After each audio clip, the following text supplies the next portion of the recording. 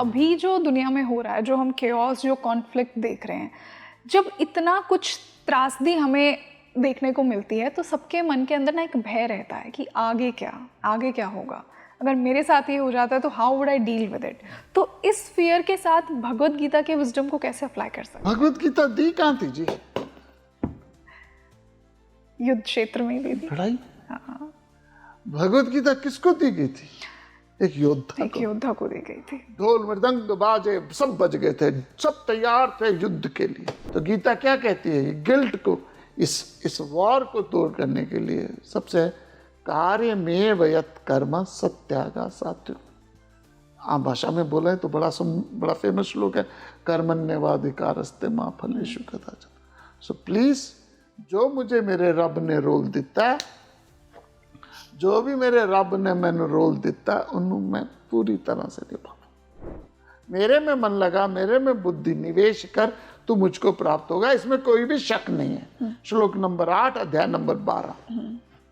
अगर तू ये नहीं कर सकता, मेरे में मन बुद्धि तेरे नहीं लग सकते, तो श्लोक नंबर 9 में कहते हैं प्रैक्टिस कर, अभ्यास कर, कोशिश कर। कर्मण्यवाधिकारस्ते पे 5 मैंने रीजन बताए हैं कि you should not think about result. Why? Because we don't know result क्या होगा।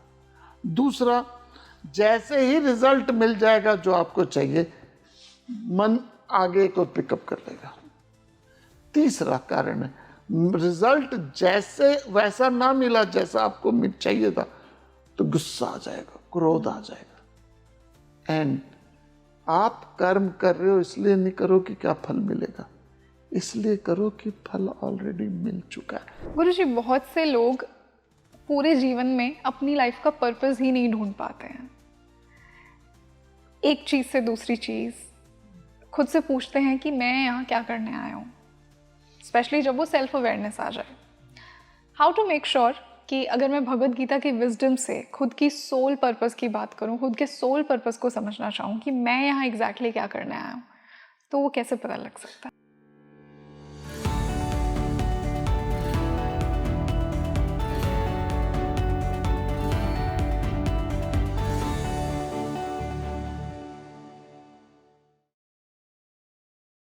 नमस्ते everyone, a very warm welcome on the show and this is your host Rangoli Sharma.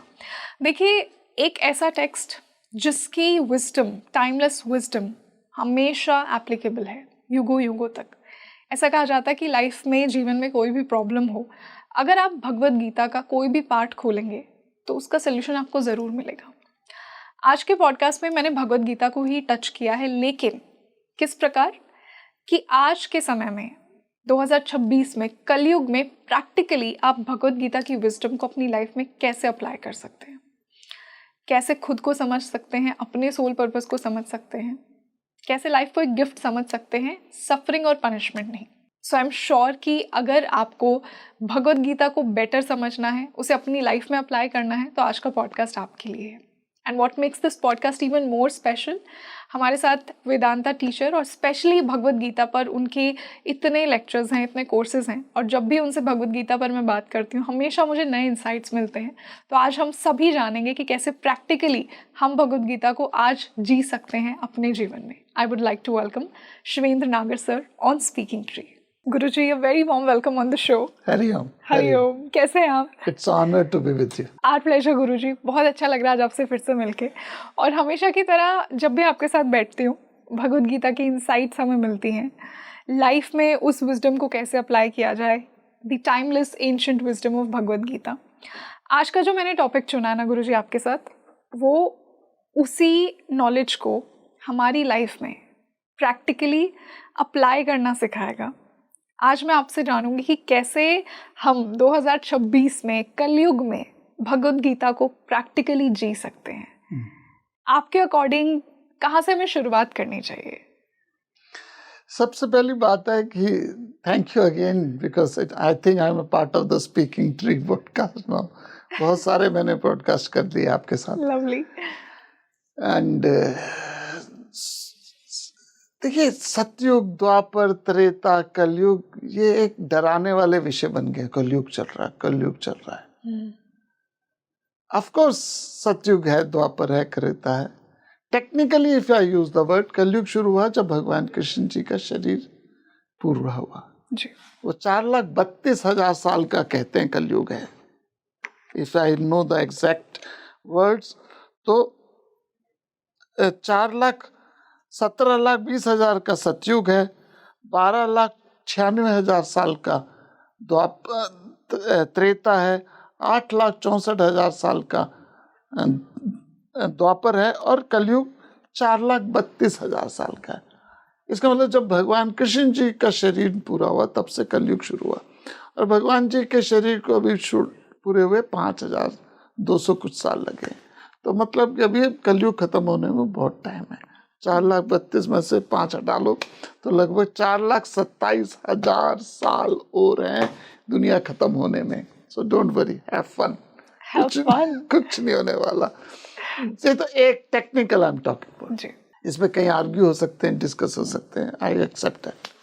दूसरा में सतयुग द्वापर त्रेता रोज हो रहा है, रोज सतयुग कि हम सारे युगों को पूरे दिन में जी रहे हैं। जी नहीं, सुबह सुबह सतयुग है, ओके, सूरज उगने के बाद त्रेता आ जाता है, शाम तक द्वापर होता है, एंड शाम ढलने के बाद कलयुग आ जाता है। कैसे गुरुजी? क्योंकि सारी जो तामसिक गतिविधियां हैं वो शाम को ही होती है।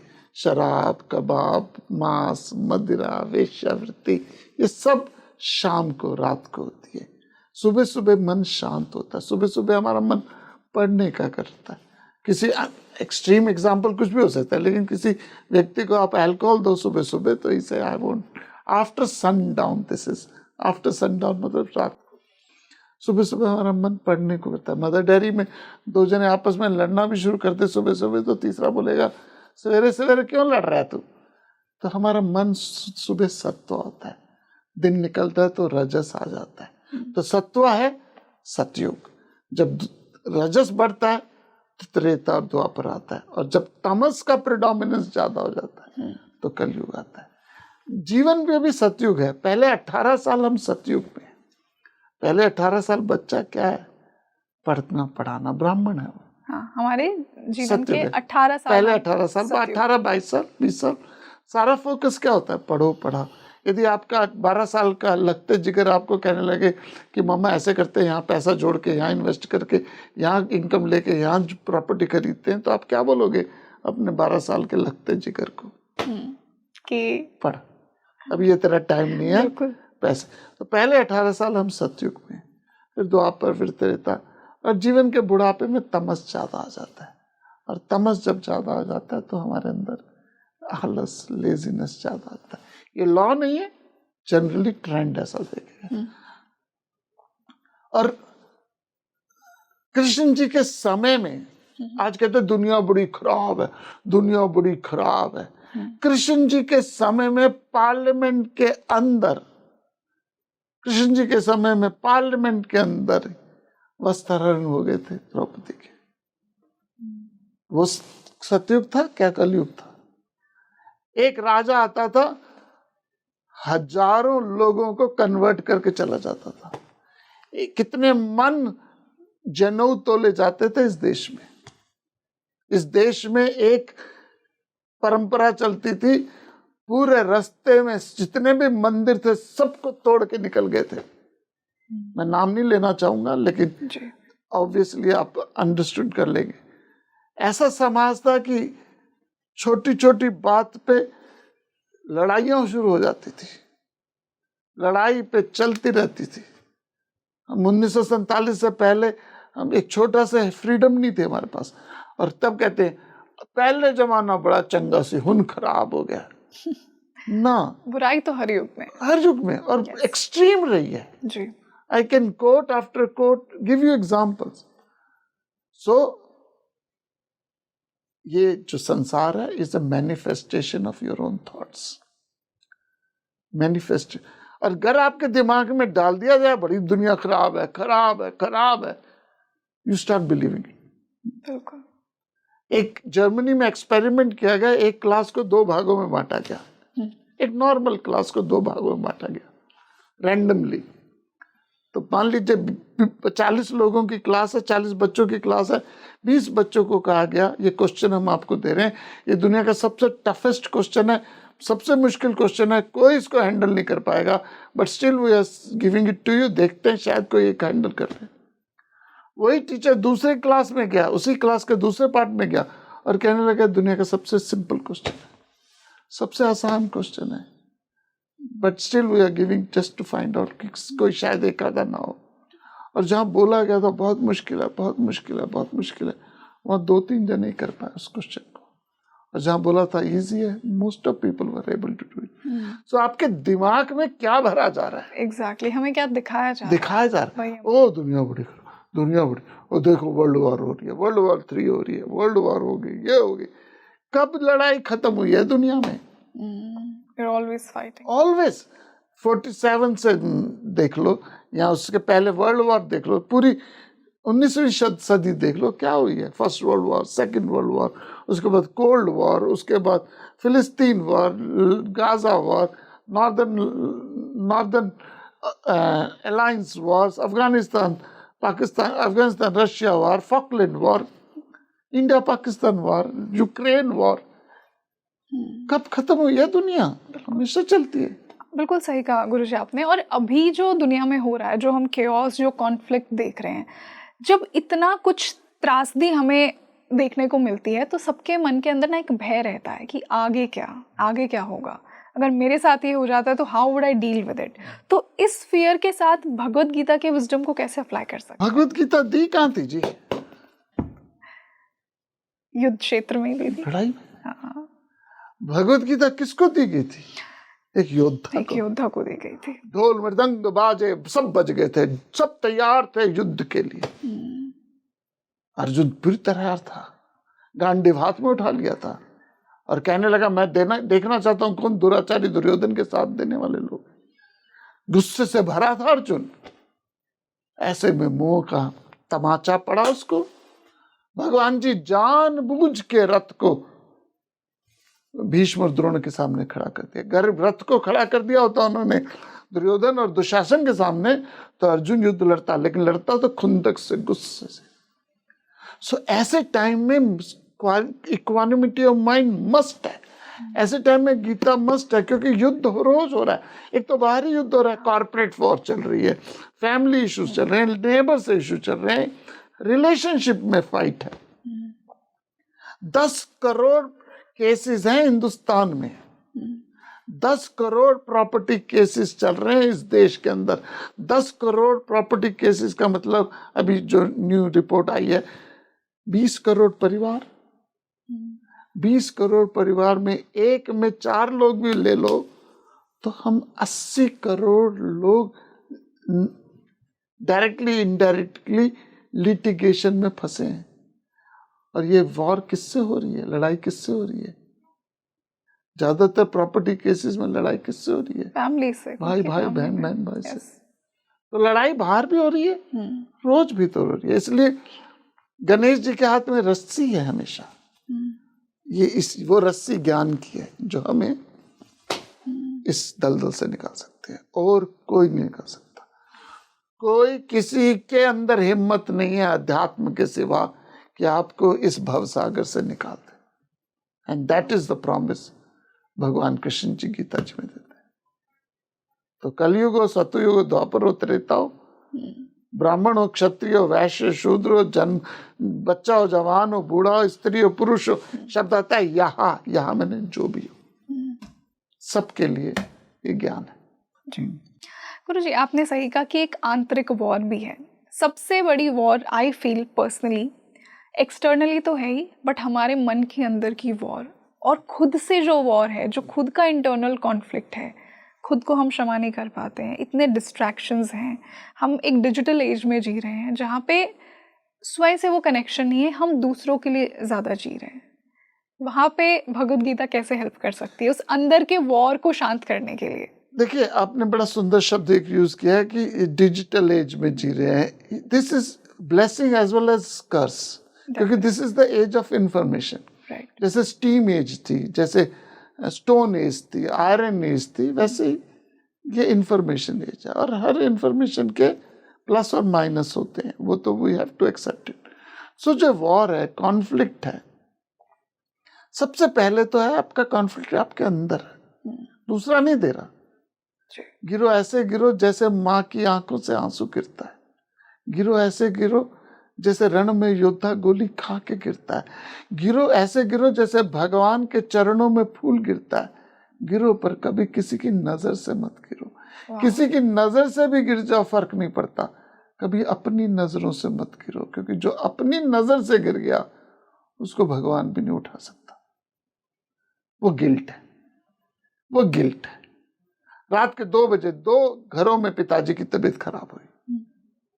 इमेजिन कीजिए, 2 घरों में अलग अलग घरों में पिताजी की तबीयत खराब हुई। एक बेटे को उन्होंने 2 बजे बुलाया, बेटा मेरी तबीयत खराब है। बेटे ने कहा पापा ऐसे करो, ये नींद की गोली ले लो, ये ब्रोफेन ये गोली ले लो, सुबह मैं डॉक्टर को दिखा दूंगा। दूसरे घर में भी पिताजी ने बेटे को बुलाया, बेटे ने झट कार उठाई, लोकल हॉस्पिटल ले गया, जनरल हॉस्पिटल, बड़े हॉस्पिटल ले गया, टेस्ट कराया, ये किया वो किया, थोड़ा टेस्ट सब कुछ किया। 6 बजे डॉक्टर आए, कहने लगे I am sorry he is no more. पहला बेटा अपने कमरे में गया, पिताजी के कमरे में गया 6 बजे, and he realise father is no more. दोनों घटनाओं में फाइनल कॉन्सिक्वेंसेस क्या हुए? डेथ। लेकिन एक बच्चे में ताजिंदगी गिल्ट रहेगी, क्योंकि वो उसने अपनी ऑब्लिगेटरी ड्यूटी नहीं करी। दूसरे बच्चे में एक सेंस ऑफ हैप्पीनेस होगी कि मैंने अपनी तरफ से क्या किया, कोशिश। तो गीता क्या कहती है? ये गिल्ट को, इस वॉर को दूर करने के लिए सबसे कार्य में वयत कर्म सत्यागा सात्विक। आम भाषा में बोले तो बड़ा फेमस श्लोक है, कर्मण्यवाधिकारस्ते मां फलेषु कदाचन। सो प्लीज, जो मुझे मेरे रब ने रोल दिता है, जो भी मेरे रब ने मैंने रोल दिता है, उन्हें मैं पूरी तरह से निभाऊं। जो भी मेरे प्रभु ने मुझे रोल दिया उसको मैं पूरी ऑनेस्टी से निभाऊं। ये है गीता जी। दुनिया जाए भाड़ में, दुनिया जाए जहां मर्जी, मेरी रोल जो है, मैंने दुनिया का ठेका नहीं ले रखा। कुत्ते की पूंछ है दुनिया, कभी भी सीधी नहीं होगी, कभी भी ठीक नहीं होगी। भगवान कृष्ण आके नहीं कर पाए, बुद्ध आके नहीं कर पाए, महावीर आके नहीं कर पाए, राम जी आके नहीं कर पाए, दुर्योधन को ठीक कर पाए क्या कृष्ण जी? किसको ठीक करने का ठेका लेके बैठा हुआ? सो एक ही व्यक्ति को उद्धार करो, खुद का। और मुझे गीता जी यही बताती है। घर में 4 जनों को कंजक्टिवाइटिस हो जाए, आपको ना हो, तो आपका सबसे बड़ा रोल क्या है? ध्यान रखना ना, अपने आप को बचाना। एयरलाइंस क्या कहती है, जब in the case of emergency air mask ऊपर से नीचे आएंगे तो सबसे पहले किसको पहनो? बच्चे को मत पहनाओ, खुद पहनो। क्यों? क्योंकि जब तक खुद स्वस्थ नहीं होगे, दुनिया को क्या ठेका करोगे ना। तो हम सब लोग जीवन में, गीता जी कहती है, आत्मोद्धार, विश्व उद्धार नहीं, पहले आत्मोद्धार। और आपके प्रेजेंस में उधर जाएगा। गुरुजी, जैसे आपने खुद को समझने की बात की, आई थिंक लाइफ एक ब्यूटीफुल एक्सपीरियंस तब बनता है जब हम उस इक्विनैनिमिटी की स्टेट में जीना सीख लेते हैं। वो बैलेंस, वो न्यूट्रलिटी, वो स्थिरता। और जब स्थिरता नहीं होती तभी हमें लाइफ एक सफरिंग लगती है, एक पनिशमेंट लगती है। हाउ टू मेक श्योर कि जीवन में कुछ भी हो आपके साथ, और मैं ये भगवद गीता की अंडरस्टैंडिंग से ही ये मेरा सवाल है, जीवन में कुछ भी हो आपके साथ, अच्छा हो तो ज़्यादा ओवरवेल्म नहीं होना, और बुरा हो, कोई निंदा करे तो अंडरवेल्म नहीं होना। कैसे मैं से मेरी लाइफ में अप्लाई करूं? जो भी व्यूअर ये देख रहा है वो कैसे अप्लाई करे? ओके, नहीं, आई थिंक थ्रू एग्जाम्पल। मेरा सारा जो सोच है, मैं आई थिंक थ्रू एग्जाम्पल, और वही मैंने सोचता हूँ कि सोचने का एक बढ़िया तरीका है। लोग कहते हैं अप एंड डाउन नहीं चाहिए लाइफ में, अप एंड डाउन नहीं चाहिए। मैं कहता हूँ ईसीजी देखिए, ईसीजी में आपको अप एंड डाउन चाहिए, सीधी लाइन चाहिए? Up and down. Life means up and down, there is no some, सब बैलेंस हो, सब सिंपल हो, सब सहज हो। यूटोपिया है, कभी नहीं होगा, कभी नहीं होगा। और जितने आप ऊपर बढ़ेंगे अध्यात्म में, उतने ज्यादा अप्स एंड डाउन्स आएंगे आपकी लाइफ। पहली बात है।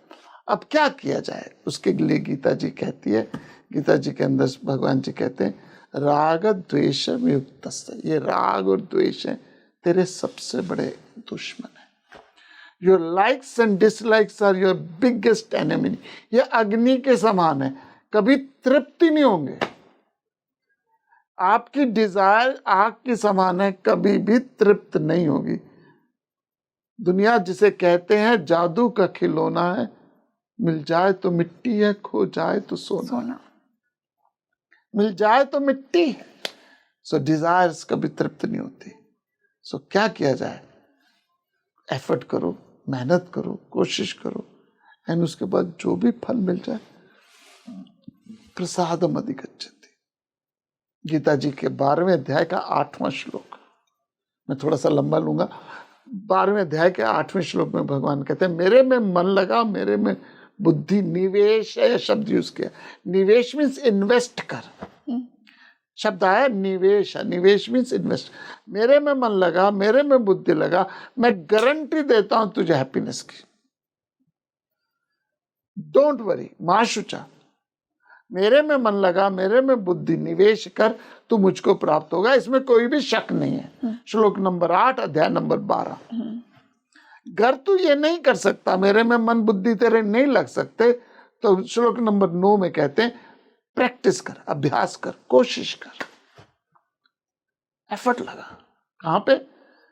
कहीं ना कहीं तो मन लगता है ना। एक गर्भवती माँ का मन कहाँ लगता है? अपने बच्चे पे। एक बच्चा जिसका जन्मदिन, उसका मन कहाँ लगता है? हैप्पी बर्थडे पे। एक लवर्स का अपनी लेडी लव पे मन लगता है, तो मन तो कहीं लगता ही है। तो मेरे में मन बुद्धि लगा, तू मुझको प्राप्त हो। अगर नहीं लगा सकता, 9वें श्लोक में भगवान कहते हैं कोशिश कर। अगर कोशिश कर, अभ्यास है योगेन, अभ्यास भी नहीं हो सकता, तो भगवान जी कहते हैं जो भी कर्म तुझे कर रहा है, you may be mother, you may be daughter, you may be sister, you may be wife, मैं बेटा हूँ, कोई भी मेरा रोल है, इस समय मेरा रोल है एज ए टीचर, मैं उसको पूरी शिद्दत, ऑनेस्टी, कमिटमेंट से करूँ। उसके बाद जो भी फल मिल जाए वो प्रसाद ले लो। तो हाईएस्ट साधना ध्यान लगा, ध्यान नहीं लगा सकता, अभ्यास कर, अभ्यास नहीं कर सकता तो निमित्त मात्र होके कर, इंस्ट्रूमेंट होके कर, वो भी नहीं कर सकता तो कर्म का प्रसाद ले ले। वो भी नहीं कर सकता, ये बोला नहीं भगवान जी ने, मैं बोल रहा हूँ, then go to heaven. Go to hell, hell, okay. Then you don't have to go to hell. We are in hell, you are living in hell, you are in hell. So क्यों इतना गुस्सा हमारे अंदर, क्यों इतना BP बढ़ा हुआ है? जैसे एक और एपिसोड में बोल रहा था, यदि आपका बीपी बढ़ा है तो आप स्पिरिचुअल नहीं हो, पीरियड, खत्म, फिनिश। यदि आप में बीपी बहुत ज्यादा है तो आप स्पिरिचुअल नहीं हो। क्यों है बीपी? क्यों है इतना स्ट्रेस? यू डोंट स्वीकार करते हो। क्या होगा? कुछ नहीं होगा। 13 दिन आपकी फोटो लगेगी डाइनिंग टेबल पे, 6 महीने लगेगी ड्राइंग रूम में, 6 महीने लगेगी बेडरूम में, उसके बाद किसी डब्बे में पैक्ड होकर चले जाए। और 10 महीने बाद तो nobody will remember. I've seen myself. हम पहले जाते थे, बसों में जाते थे ऋषिकेश, हरिद्वार, यहाँ से कैंप करते थे तो बस चार्टेड कर लेते थे, तो बसों से जाते थे हम। तो पहले मुजफ्फरनगर में फाटक आता था, अब तो हाईवे बन गए सारे। मुजफ्फरनगर के पास का एक फाटक आता था, दिल्ली से हरिद्वार जाते हुए रास्ते। तो फाटक बंद था, तो हम बस से उतर के थोड़ा सा इधर उधर खड़े थे, तो आई सॉ अस्थियों का पैकेट, अस्थियों का गड़वी होती है ना यहाँ, मटका जी, वो नीचे फेंका हुआ किसी ने। मतलब दिल्ली से गए, हरिद्वार गए नहीं, रास्ते में फेंक के आ गए। दिल्ली के निगम बोध घाट में चले जाओ आप, वहां पे एक कमरा है जिसमें hundreds and hundreds ऑफ अस्थियां पड़ी हैं। लोग क्रियाकर्म करके चले गए, अस्थियां, पुष्प, फूल वहीं छोड़ के चले गए, अस्थियों में गड़वी में डाल के, लेने नहीं आए, कभी लेने नहीं आए। How sad. और मैंने पूछा क्या करते हो? कहते हैं महीना 2 महीना इंतजार करते हैं, नहीं यार तो यमुना जी में डाल देते। इट इज, ये है। और हमने सोच रहे हैं कि ये दुनिया ठीक कर देंगे। सो पहला स्टेप है, उस पर ध्यान लगाओ। नहीं लगा सकते, अभ्यास करो। अभ्यास नहीं कर सकते तो जो भी कर्म आपको मिला वो निमित्त होके करो। वो भी नहीं कर सकते, जो फल मिल गया, जो माहौल, जो जैसी स्थिति मिल गई उसको क्या करो, स्वीकार कर लो। वो भी नहीं कर सकते, then we are in hell, then nobody can save you. I am sorry, it mean sounds very harsh but that is the fact. बचपन में क्या करते थे, पढ़ोगे तो ठीक है, नहीं पढ़ोगे तो फिर हमारे घर वाले कहते हैं आने आने करोगे, आने आने आने आने मतलब सड़क पे आई थिंक ये हर किसी के घर का एक कॉमन डायलॉग है। आने बहुत आने सुनने को मिलता है, यही नहीं करोगे तो आने आने करोगे। So but that's true also जी, दैट्स ट्रू आल्सो। तो आपकी लाइफ में चॉइस है। लोकेस्मिन दुविधा निष्ठा पुरा प्रोक्ता मया नघ, ज्ञान योगे न सांख्यानम कर्म योग। दो विधाएं जी आपके पास, दो विधा मीन्स दो ऑप्शन, और जहां दो विधाएं वहां दुविधा है। आदमी के पास ऑप्शन है और किसी के पास। सो ये जो स्ट्रेस है, टेंशन है, ये चॉइस है आपकी। आप स्ट्रेस चाहते हो तो स्ट्रेस मिलेगा। यो यो याम याम मुम भक्ता, जो चीज आप चाहते हो, श्रद्धा रखते हो, मैं उस श्रद्धा को क्या कर दूंगा, अचल कर दूंगा। गुरु जी, आई थिंक एक बहुत बड़ा रीज़न हमारे दुख का हमारी डिज़ायर्स हैं। जो कर्म हम करते हैं, हर कर्म के साथ नोइंगली अननोइंगली, छोटे से छोटा कर्म, बड़े से बड़ा कर्म, इच्छाएं और आउटकम उससे अटैच्ड होता है। भगवद गीता कहती है कि कर्म करो पर फल की चिंता मत करो। How is it possible? How do I make sure? बिना फल के कर्म हो ही नहीं सकता। Exactly. ये गलत धारणा। तो कैसे इस श्लोक को कैसे समझा जाए एग्जैक्टली? यदि 12वीं के बच्चे को तू कर्म कर, फल की इच्छा मत कर, तो क्या करेगा वो? फेल हो जाएगा। नहीं करेगा, बिना फल के कर्म हो ही नहीं सकता। मैं यहाँ पे आपसे डिस्कशन कर रहा हूँ, कोई तो मोटिव है, तभी तो कर रहा हूँ। आप तो कर रहे हो तो कोई मोटिव है, कैमरामैन भी बैठा हुआ है तो कोई मोटिव है इसका। ऐसा थोड़ी तो बिना मोटिव के कोई काम करेगा। तो ये सोचना, क्योंकि कर्नोलॉजी ऑफ एक्शन क्या है? वासना से थॉट आएंगे, थॉट से डिजायर, डिजायर से action. So without desire no action can function, without वासना नो फंक्शन। नाउ आपको हमको क्या करना है, वो वासना, वो डिजायर डिसीजन मेकिंग में हैसल ना करे। जो मुझे करना है मेरा इंटेलेक्टली, दिल से ना ले, ये दिल से ना चले, दिमाग से चले।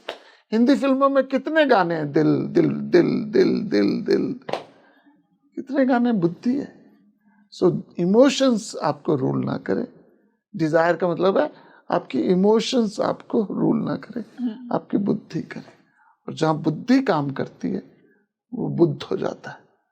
और जब मन चलता है तो उसको हम कहते हैं मन चला। और मन चला है तो कर्मण्यवाधिकारस्ते मा फलेषु में भगवान जी ने कहा, तो डिसीजन तेरा बुद्धि ले, फल पे चिंता ना हो। Why you should not think about फल? बिकॉज वक्त के गर्भ में क्या छुपा है कोई नहीं जानता। नोबडी नोस वक्त के गर्भ में क्या छुपा है। नोबडी कैन इमेजिन कि आपकी अगले 10 साल में लाइफ कैसे होगी। सो मेरे पास क्या है, मुझे ये रोल मिला है, मैं उसको पूरी तरह से करूँ। दूसरा रीजन है, मैंने 5, यदि आप किताब देखें, मैंने कर्मण्यवाधिकारस्ते पे 5 मैंने रीजन बताए हैं कि you should not think about result. Why? Because we don't know result क्या होगा। दूसरा, जैसे ही रिजल्ट मिल जाएगा जो आपको चाहिए, मन आगे को पिकअप कर लेगा।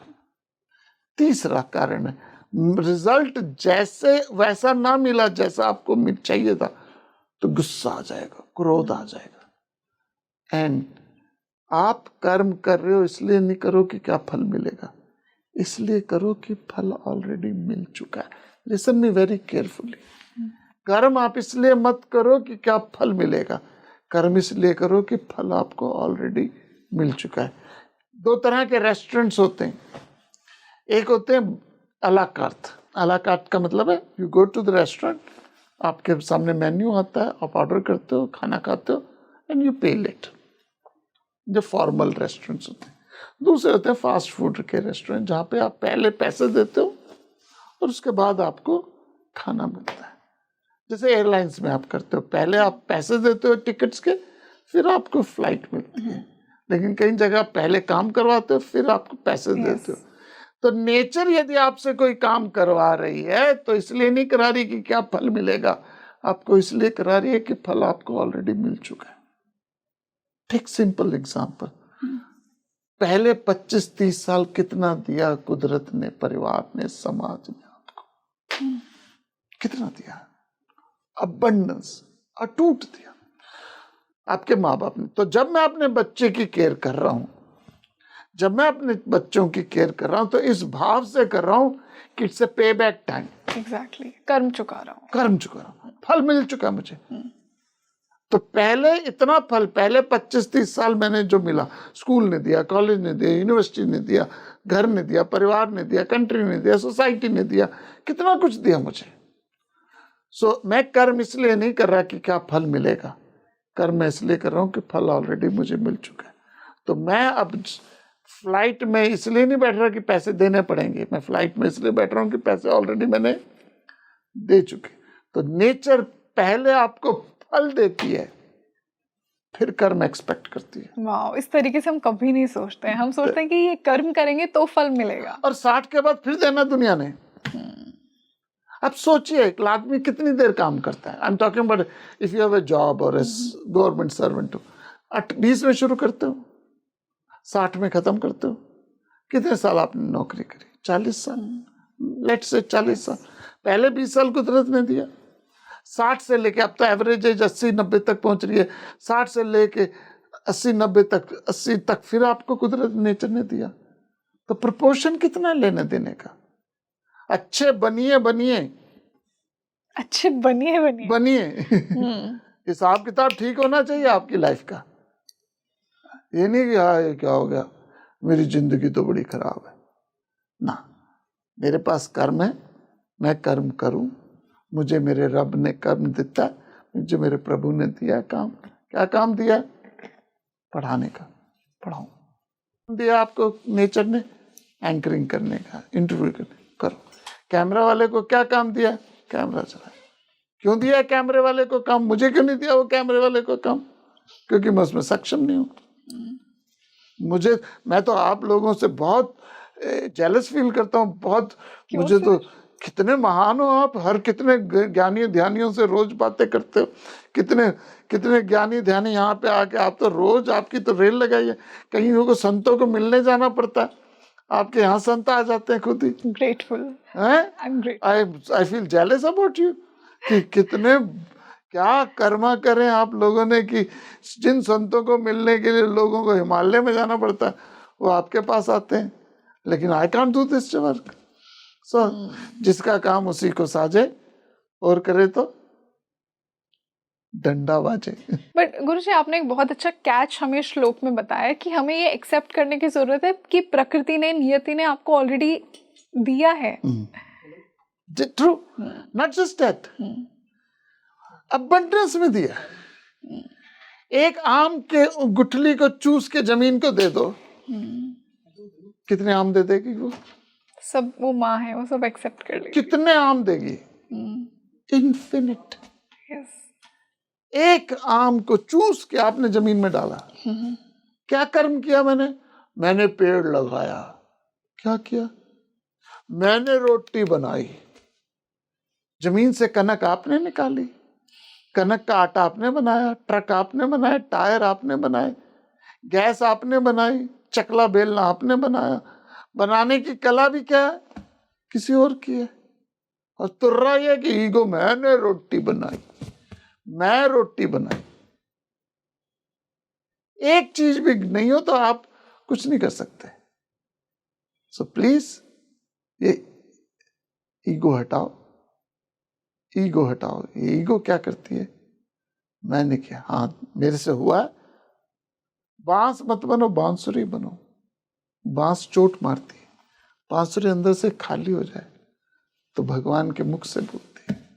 गुरुजी, बहुत से लोग पूरे जीवन में अपनी लाइफ का पर्पस ही नहीं ढूंढ पाते हैं। एक चीज से दूसरी चीज खुद से पूछते हैं कि मैं यहाँ क्या करने आया हूँ, स्पेशली जब वो सेल्फ अवेयरनेस आ जाए।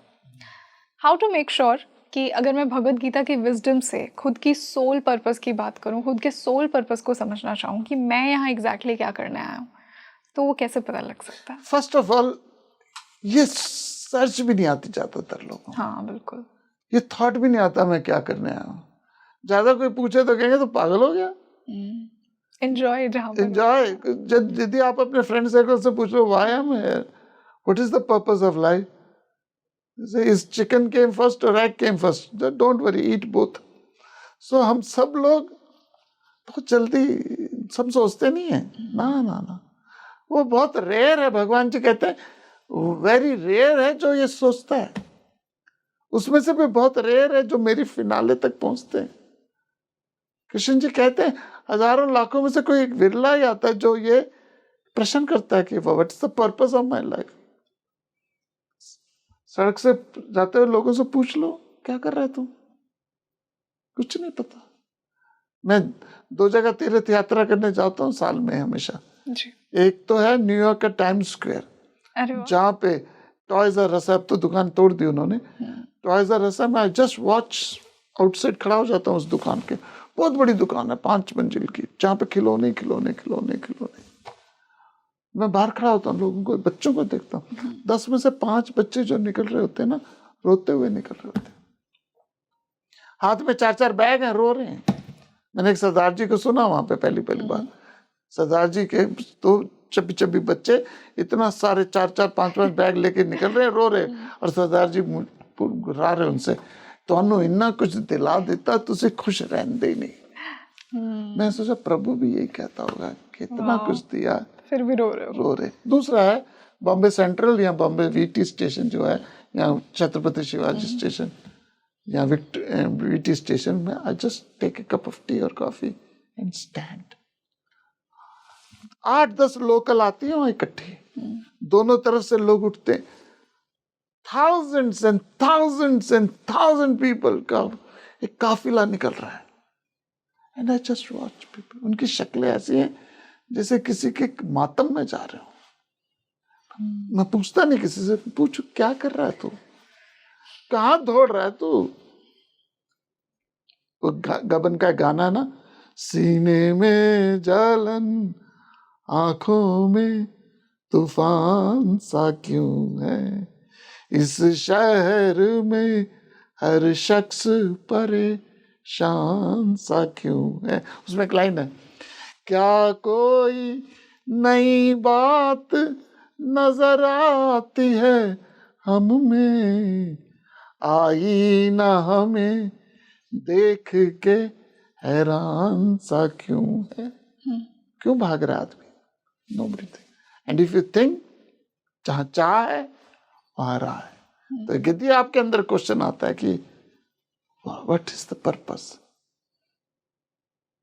अगेन किसी भी चीज को शिद्दत से चाहो तो पूरी कायनात आपके चाहत लाने की कोशिश में लग जाती है। यस, शिद्दत से चाहो तो सही। यस। कौन कहता है कि आकाश में छेद नहीं हो सकता, एक पत्थर जोर से मारो तो यार। तो ये हमारी जिंदगी का एक फलसफा है, जहाँ चाह है वहां रहा है। अगर आपके अंदर डिजायर आ गई स्वयं को जानने की, आप दुनिया के किसी भी कोने में चले जाओ, you will find the right master. जैसे सोना अपने आप को पहाड़ों के अंदर गर्द में डाल देता है, लेकिन सुनार जोरी उसको वहां से खींच कर निकालता है। सोना बनो। सोना। गुरुजी, जब भी पॉडकास्ट शुरू हुआ तो हमने स्वधर्म की बात की थी। बहुत से लोग इस लेवल तक ही नहीं पहुंच पाते हैं कि उन्हें अपनी रिस्पॉन्सिबिलिटीज़, उनका धर्म, उनकी ड्यूटीज़ क्या हैं, उनका ज्ञात ही नहीं होता। तो उस रियलाइजेशन में कैसे पहुंचा जाए कि जो प्रकृति ने मुझे रोल दिया है, जो मेरी रिस्पॉन्सिबिलिटीज़ है, मैं उन्हें समझाऊं। पहली बात तो स्वधर्म को हम थोड़ा सा वास्टली समझे। स्वधर्म का मतलब नहीं है रिस्पॉन्सिबिलिटी, स्वधर्म का मतलब है आपका passion. Okay. Your passion should be your profession, that's the basic tagline of स्वधर्म। अर्जुन का स्वधर्म था युद्ध करना, और युद्ध छोड़ के वो भिक्षा का पात्र लेके जा रहा था। बुद्ध का स्वधर्म नहीं था युद्ध करना, तो वो साधु बन गया। तो पहली बात है स्वधर्म का मतलब ये नहीं ऑब्लिगेटरी ड्यूटी। स्वधर्म का मतलब आपका स्ट्रॉन्ग पैशन क्या है, आपकी स्ट्रॉन्ग इंटरेस्ट क्या है, और वो आपको फॉलो करना पड़ेगा with the higher purpose, with the higher mission. So यदि मेरी नेचर में फैमिली है तो I should have obligatory duty for my family. मेरा स्वधर्म भी है, मेरी ऑब्लिगेटरी ड्यूटी है। ये नहीं मैं कह सकता मेरी नेचर है but I don't want to care about take care of my family. या फिर मैं संन्यास लूंगा। सन्यासी ले सकता, सन्यास लेने से नहीं होगा। गीता जी के 6ठे अध्याय के पहला श्लोक है, 6ठे अध्याय का पहला श्लोक है और ये लोगों को पढ़ना चाहिए। श्री भगवान वाच अनाश्रित कर्म फलम कार्यम कर्म करोति या सन्यासी च योगी च न निरग्नि न चाक्रिया। गीता जी के 6ठा अध्याय पहला श्लोक भगवान जी कहते हैं जो अपनी ऑब्लिगेटरी ड्यूटी को पूरी शिद्दत से बिना अटैचमेंट के करता है वो सन्यासी है, वो योगी है। अनाश्रिता बिना अटैचमेंट के जो अपने नीति ने जो कर्म दिए उसको करता है वो सन्यासी है, वो योगी है। न निरग्नि न चाक्रिया, वो सन्यासी नहीं है जिसने अग्नि का त्याग किया, अग्नि का मतलब गृहस्थ का त्याग किया। वो भी सन्यासी नहीं है जो अक्रिय है, आलसी है, लेजी है, तमसिक है। तो साथ योगी कौन है, सन्यासी कौन है? जो अपने स्वधर्म के अनुसार जो प्रकृति ने उसे कर्म दिया है उसको पूरी ऑनेस्टी शिद्दत से करे। And that's what Gita teaches us. Guruji, इस पॉडकास्ट को ख़त्म करते करते एक बहुत वैलिड और इम्पॉर्टेंट मैं प्रैक्टिकल सवाल आपसे पूछना चाहूँगी। अगर कोई भी व्यक्ति, कोई भी व्यूअर जो ये पॉडकास्ट देख रहा है, अपने पूरे दिन में से अगर 10-15 मिनट निकाल कर भी भगवद गीता को प्रैक्टिस करे अपनी लाइफ में, उसे प्रैक्टिकली जिए, तो वो क्या सही तरीका होगा? 15 मिनट तो बहुत ज्यादा है। ज़्यादा है। एक घड़ी आधी की पुनियाद, तुलसी संगत साध की हरे कोटि अपराध। So it's not time, it's दूध में 2 बूंदे भी खट्टे की डल जाए तो दूध फट जाता है। तो इट्स नॉट 15 मिनट लगाने। हाँ, मैं एक प्रोसेस बता सकता हूँ आपको कि दिन में 5 बार परमात्मा का शुक्राना करें। सुबह उठते ही परमात्मा का मंत्र जाप करें या ओम नमः शिवाय, जो भी एक। दिन में 3 बार खाना खा रहे हैं, खाना खाने से पहले, और रात को जब अपनी दुकान दिमाग की बंद करें तो प्रभु का शुक्राना करें। मिनिमम 5 टाइम्स है। और दूसरा तरीका क्या है जो मैंने कई बार बताता हूँ मैं जीवन के अंदर, कि वो आपकी लाइफ में जिस दिन आपके अंदर डिजायर आ गई ना, आपको वैसे लोग मिल जाएंगे जो उस तरह की चर्चा करते हैं। शक्करखोर को शक्कर मिल जाती है, जहां शहद हो वहां चींटियां आ जाती है। शहद को विज्ञापन करने की जरूरत नहीं है कि मेरे पास शहद है, शहद है, चींटियां आ जाएंगे। अब ये हुआ नहीं हुआ मुझे नहीं पता, लेकिन उदाहरण के लिए समझाता हूं। आज से कोई 30 साल पुरानी बात है, शायद 30 से भी ज्यादा हो गए, 30-32 साल पुरानी खबर फैल गई जी गणेश जी दूध पी रहे। यू वोंट रिमेम्बर इट, आपको तो पता भी नहीं होगा। I don't. ज्यादा लोग भूल गए हो। ऐसे 32 साल पुरानी बात है। आई डोंट नो एग्जैक्ट कौन सी ईयर की बात है। उस समय ना इंटरनेट था, ना मोबाइल था, ना व्हाट्सएप था, ना यूट्यूब था, कुछ नहीं था, और केबल भी नहीं था। सिर्फ फोन से ऑस्ट्रेलिया से लेके यूएसए तक जितने भी दुनिया में इंक्लूडिंग इंडिया जितने भी मंदिर थे, हिंदू मंदिर, गणेश जी के सामने लोग दूध लेके खड़े थे। गणेश जी ने दूध पिया